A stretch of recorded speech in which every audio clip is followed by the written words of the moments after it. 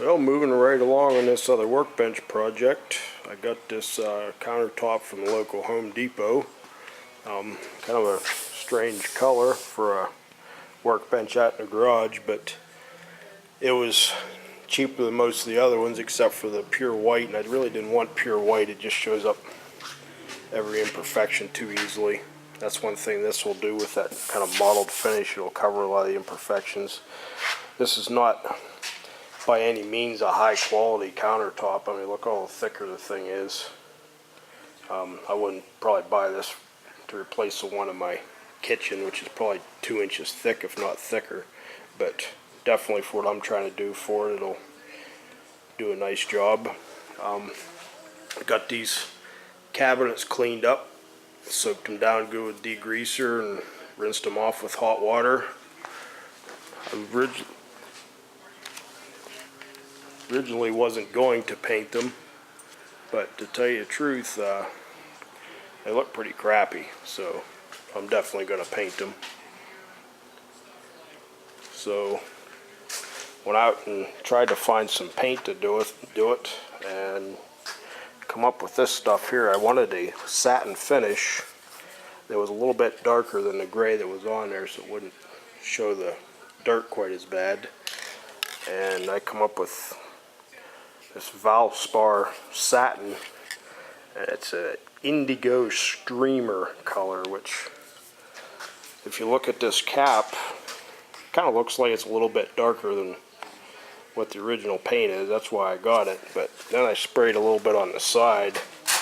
That looks more like Daikin blue to me, which, you know, I guess indigo it would.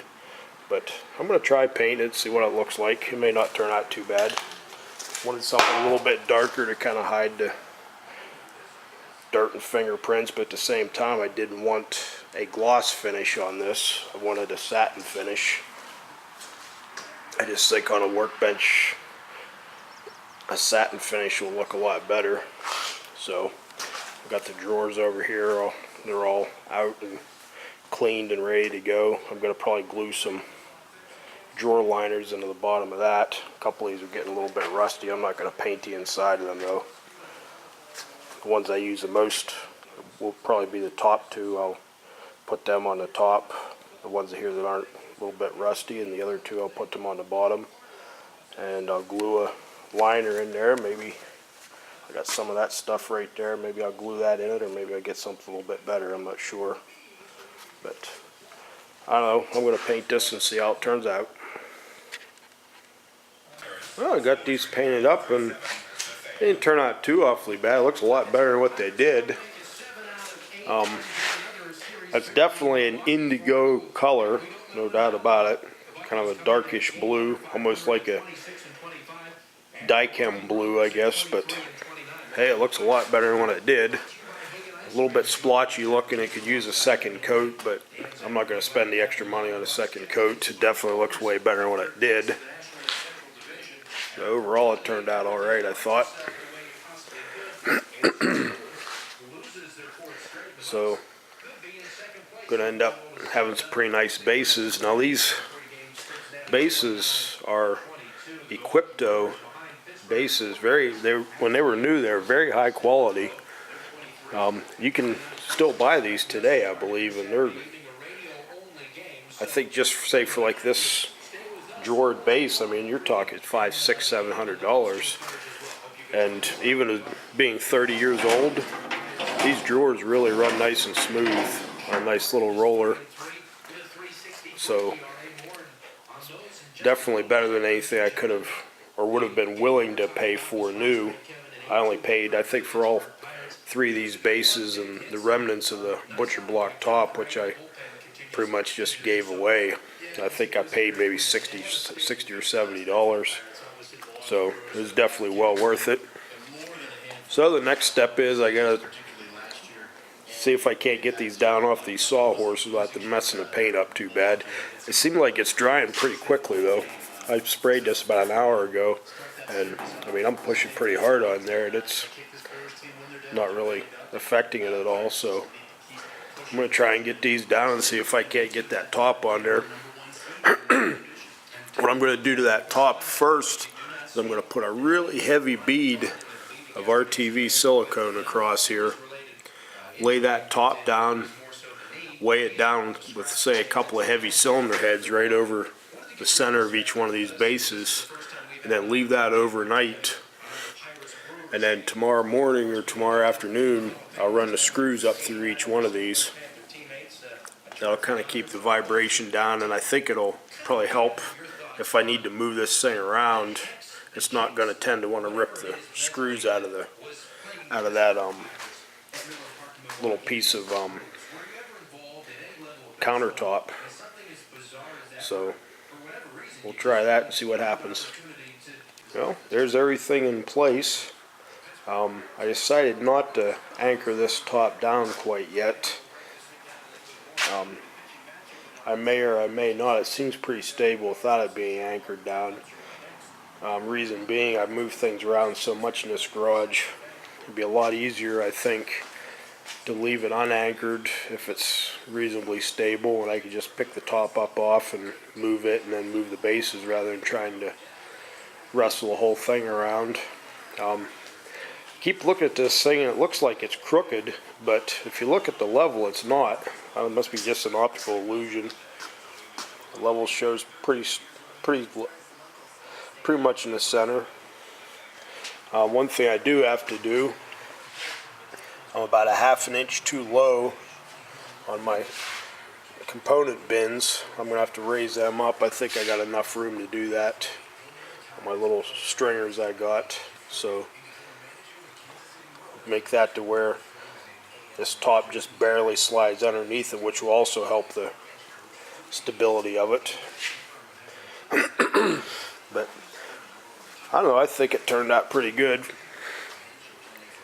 Looks nice. It's going to be functional, and hey, it's more work area, so you can never have enough workspace. At least I can't. So I guess this project's probably pretty much going to be done for now. Well, it's the next day, and I've got this set up pretty well, pretty much the way I want to use it. I got my oscilloscope and signal generator, my little benchtop multimeter on one side. I've got my soldering iron on the other. I've got a few items hanging here that are used quite often. It's a little bit more convenient just to grab it rather than search around a toolbox for it. Got one project here that I started on this winter that hopefully I'm going to finish up sometime next week. Got this little cabinet here that I've been trying to find a good place for it. Decided to put it right there by this old steel desk. I originally had that hanging up back behind my lathe, but it was just always so, and I had a lot of my lathe tooling in there, but it was always so hard for me to reach across there. I'm a little bit on the short side. My arms are kind of short. I could never, short of standing on my tiptoes and practically climbing on top of the lathe, I could never really get into it, so I decided to move it over here instead. I'll probably put some a little bit larger electronic components in there. It's kind of a flimsy little cabinet. It's not very sturdy at all, but I can get a few things in each one of these containers. I've got one more of these left I have to put up. I've had for a year. I just haven't had the desire or didn't really know where I was going to put it. I've had it built. It's been in my way. I've been moving it back and forth out of my way for a year, so I got to get it up somewhere. I think I'm going to put it in that corner right there, and I'll probably put a lot of my body work tools in there. I don't do body work very often. It's not something that I really care for, but that'll be a good place for it. I'll put it in there that way. If I need it, it'll be all in one spot, but if I don't, it'll be all kind of out of the way. So things are moving along pretty good in this garage. Of course, I got a bunch of crap up in there. What I need to do is I need to start listing a bunch of stuff on eBay again. I have so many interests that I gather up a lot of stuff, and then I have so much stuff that I just basically can't function after a while, I guess, because I just got too much junk in here. So one thing I'm not going to get to, unfortunately, I was going to build a stand for my kettlebells. Just running out of time. I've got one more day left, and I think I'm basically just going to spend that day and maybe relax and watch the paint dry. Just, I got to have at least one day off my feet before I go back into the big workforce again. Get beat down for the next 6 months until I have more vacation. But anyways, things are definitely a lot better in this garage, and should be able to work at what I'm doing a lot more easily than what I had been in the past.